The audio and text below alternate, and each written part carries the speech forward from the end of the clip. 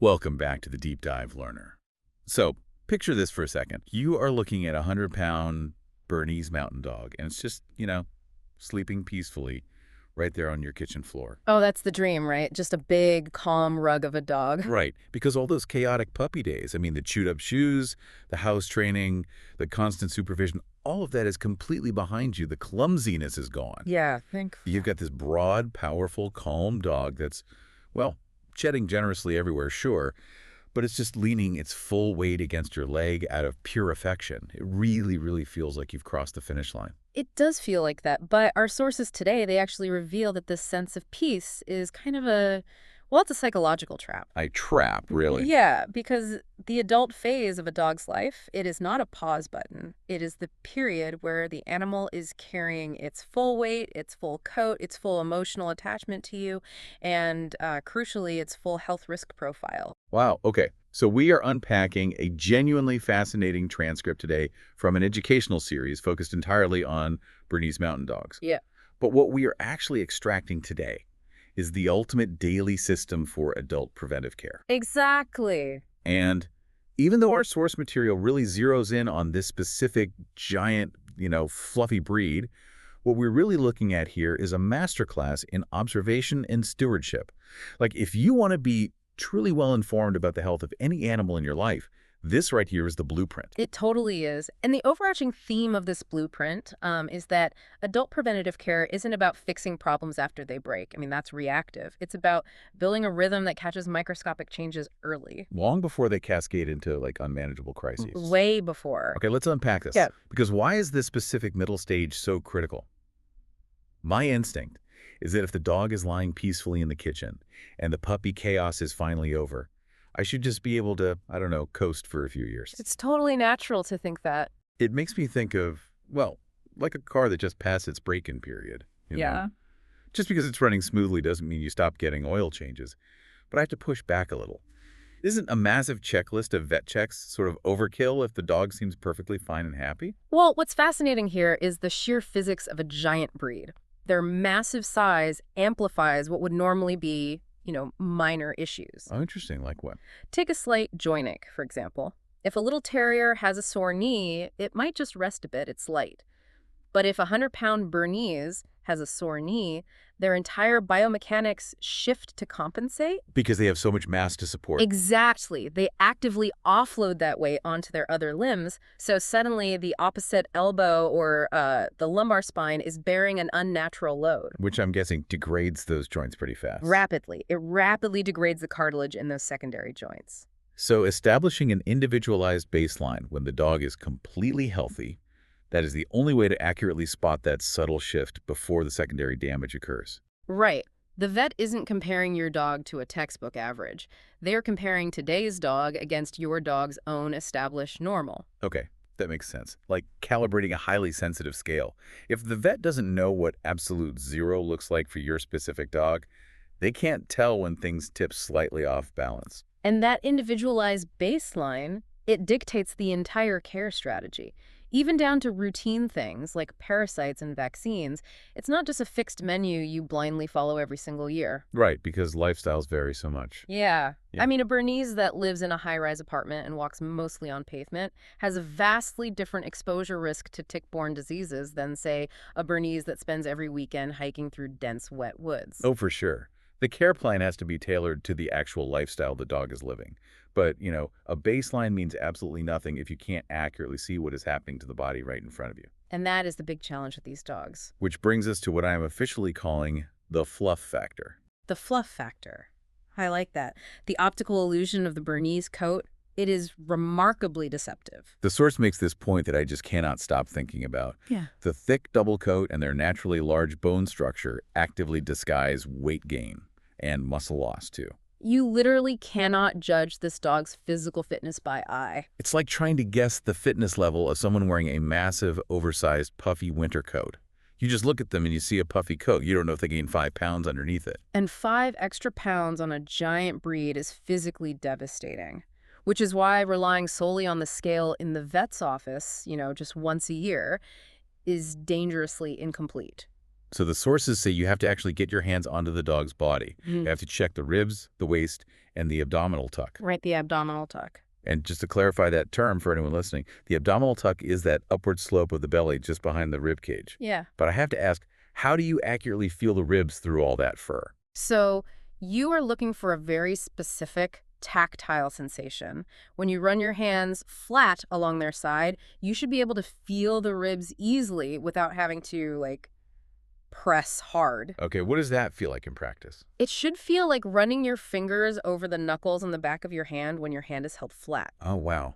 Okay, I'm doing that right now. Right. But if it feels like the palm of your hand, padded and soft, there is too much fat. And maintaining that lean condition requires immense discipline from the entire household. Yes. The transcript calls this family treat coordination. Family tree coordination. It's so hard. Oh, it's the silent killer of diets everywhere. I mean, think about your own household's secret habits for a second. If you slip the dog a piece of cheese while making lunch, and then your partner slips them a crust of bread at dinner, and the kids drop a couple of fries. Nobody thinks they are overfeeding the dog. Exactly. Because in each person's mind, they're giving just a little. But the dog's metabolism is experiencing the cumulative physiological total of all that little. The transcript uses this incredible phrase that should probably be on a poster in every dog owner's kitchen.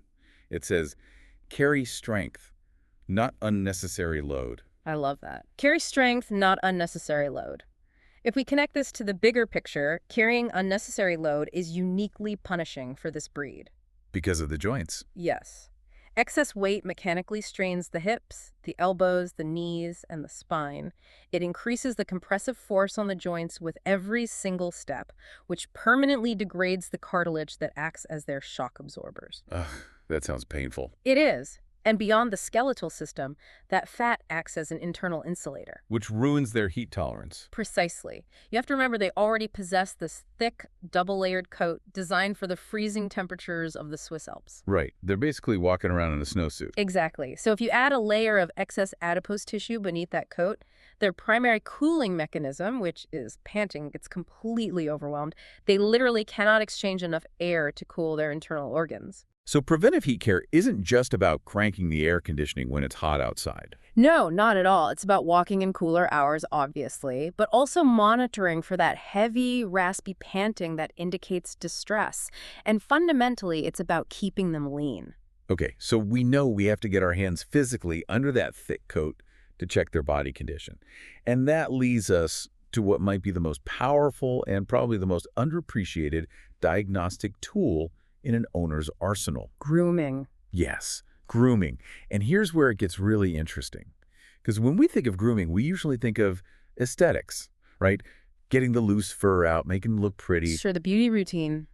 But according to this transcript, grooming is actually a friendly TSA pat-down. Yeah. Only instead of just checking for prohibited items, you are systematically mapping the dog's body.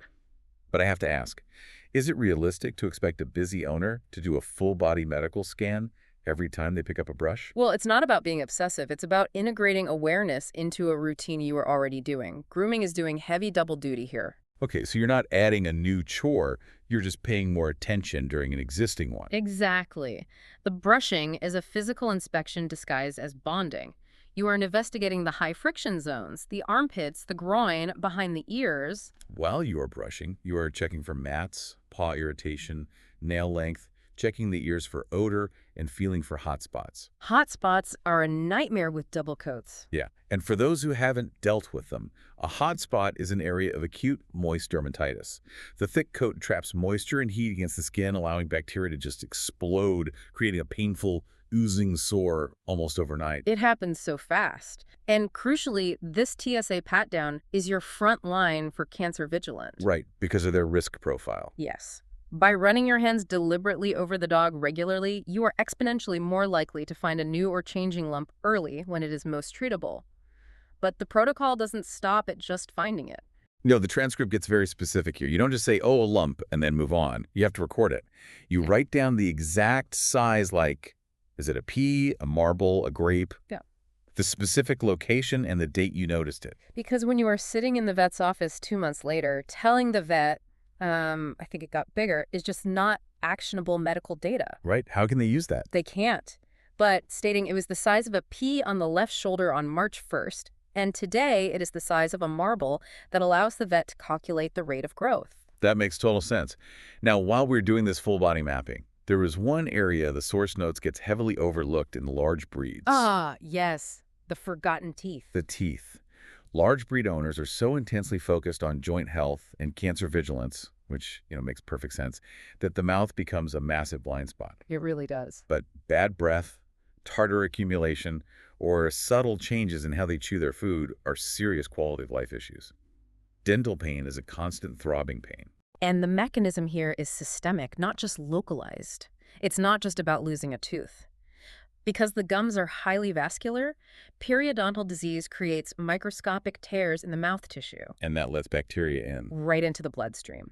Every single time the dog chews, bacteria are pumped directly into the blood. That bacteria travels and colonizes in the filtration systems of the body, actively damaging the heart valves and the kidneys over time. Wow. So flipping the lip and checking the gums is literally just as important to cardiac health as it is to dental health.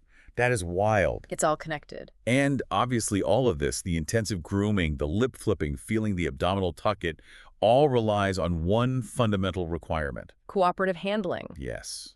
A 100-pound dog that violently fights you when you touch its paws or look in its ears is a dog that is never going to receive a thorough preventive exam at home or at the vet. Cooperative handling is an absolute necessity. It protects the owner, it protects the vet staff, and it makes this entire routine sustainable. Okay, so we've physically inspected the surface, we've checked the mouth, we've mapped the lumps. The source material then shifts our focus to the machinery in motion. How this massive animal actually navigates the physical world. Right, mobility checks. And the transcript emphasizes that observing mobility is a habit that must be formed in early adulthood, long before the dog becomes a senior. They point out very specific mechanical movements to watch, like how do they rise from a hard floor after a long nap? Yeah, are they using their front legs to sort of drag their back half up? How do they navigate stairs? Were they bunny hopping? Bunny hopping, right. Yeah. Which is when a dog uses both hind legs simultaneously to push off, usually to avoid the unilateral pain of using one leg at a time. And those subtle mechanical shifts tied directly into how the dog is being exercised. Which brings us to the weekend warrior trap. Oh, this is such a common pitfall. The source explicitly warns against the pattern of the dog being basically sedentary in the house all week while everyone is at work, and then being taken on an intense 5-mile hike on Saturday morning. The physiology of that pattern is just a recipe for orthopedic disaster. It's exactly like a sedentary office worker who sits at a desk for 40 hours and then tries to sprint a half marathon on Saturday morning without stretching. The muscles just aren't prepared to support the joints. Right. The sudden peak load creates micro tears in the unconditioned muscle tissue and severe inflammation in the joints. The exercise has to be steady, moderate, and consistent to build the supporting musculature. But this raises an important question, though, about how we perceive our pets' reactions to these physical strains. Because very often, we completely misinterpret their pain. Behavior as a diagnostic tool. Exactly. When a dog experiences a new, unexplained irritability, or they suddenly become clingy, or, they start avoiding the car they used to love jumping into, owners frequently assume it's a sudden training lapse. They think the dog is just being stubborn or testing boundaries. And I have to ask you, listening, have you ever thought a pet, or honestly, even a person in your life, was just being grumpy or acting out when they were actually dealing with a physical ailment they couldn't articulate? It is incredibly common, and the psychology of this specific breed makes it even harder to spot. Because they're so stoic. Yes. Yeah. The transcript notes that Bernese Mountain Dogs give their loyalty very quietly. And because they are stoic and gentle, their distress signals are also quiet. So they aren't yelping. No, they don't typically scream or thrash when their hips ache. They just quietly refuse to climb the stairs, or they shy away from the grooming brush because their skin hurts. The pain disguises itself as bad behavior. They give their loyalty quietly, so their distress signals are quiet. That is profound. That means as the spirit of this animal, you have to be just as observant and quiet to catch those signals. Which brings us to a huge logistical hurdle. Organizing the data. Yeah, because what does this all mean in practice? We're gathering all this data from grooming, from measuring food, from watching how they bunny hop off the floor, from looking at the tartar on their teeth. Human memory is notoriously flawed, especially when we are anxious about our pet's health. Which is exactly why the source emphasizes that record keeping is vital. They mentioned using tools like the Vital Pet app to track weight, food changes, lump sizes, and vet notes. It's like keeping a detailed maintenance log for a small airplane. It seems like a ton of tedious paperwork until you realize that paperwork is the exact thing keeping you safely in the air. And many owners push back on this, worrying that logging every single walk and every minor lump crosses the line into obsessive helicopter parenting. Wait, I totally assumed it would cause anxiety too. But earlier they talk about writing down the exact size of the lump so you don't panic later. Does logging every treat and lump actually prevent obsession? Exactly the mechanism at play. It offloads the mental burden. Oh, because the data is safely locked in the app, you don't have to keep rerunning the mental tape of, was that lump there yesterday? Right. If you rely on your memory, your brain will constantly spin, trying to recall if a symptom is new or worsening. You will obsess. But if you log it with hard data, the date and the exact measurement, you can let it go. The system holds the anxiety so you don't have to. The system holds the anxiety. I love that. And having that clear data makes it much easier to know when a subtle change has crossed the line into a red alert. The data removes the guesswork of, should I call the vet or should I wait? Severe lethargy, repeated vomiting, sudden severe stiffness, rapidly changing lumps. The log tells you it's time to act. Okay, so we've been discussing all these quiet, slow-burning issues that you track over months and years. But the source material makes a hard pivot here to the one thing that doesn't build slowly at all. Right. The absolute emergency that requires zero data tracking and immediate explosive action. Bloat, or what veterinarians call GDV, gastric dilatation volvulus? Yes. Because these dogs are large and deep-chested, their internal anatomy leaves a larger cavity for the stomach to move around in. The stomach is essentially suspended like a hammock. In a GDV event, the stomach fills with gas and actually swings and twists on its own axis. And when it twists, it seals off both the entrance and the exit, so the gas cannot escape and the stomach expands rapidly like a balloon. But the truly lethal part of the twist is that it cuts off the caudal vena cava, which is the major blood vessel returning blood to the heart. Oh my God. The cardiovascular system begins to collapse almost immediately, and the stomach tissue itself starts dying from lack of blood flow. Time is literally tissue. The transcript makes it crystal clear. GDV awareness is an everyday requirement. The signs are devastatingly specific. Unproductive retching, a visibly distended or hard abdomen, heavy drooling, and extreme panic restlessness. This is always a catastrophic emergency. There are no exceptions. You do not wait to see if they settle down. You load them in the car and go. It is the starkest contrast to the slow, quiet monitoring we've been talking about. Most adult care is a whisper. GDV is a siren. It requires a complete shift in the owner's mindset from passive observer to immediate first responder. Wow.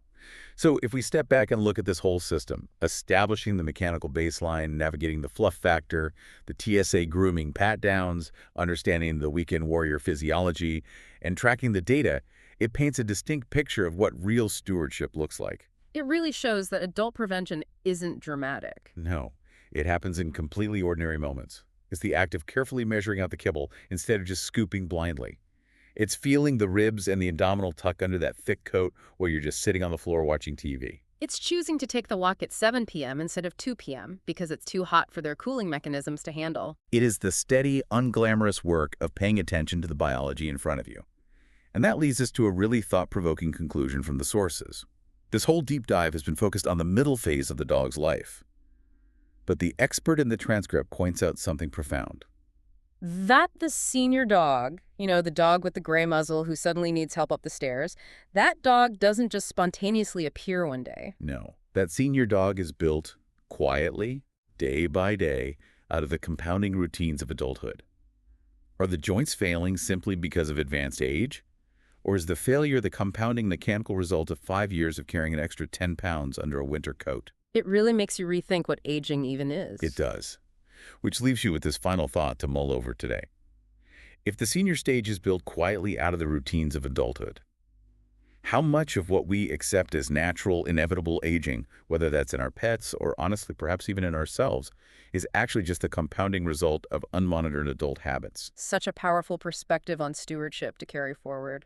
Just because the machinery is running quietly right now doesn't mean you stop calibrating the scale. The chaos of the beginning might be over, but the quiet, steady work of the middle is what determines the end. Thank you for joining us on this deep dive. Stay observant, keep those maintenance logs updated, and we'll catch you next time.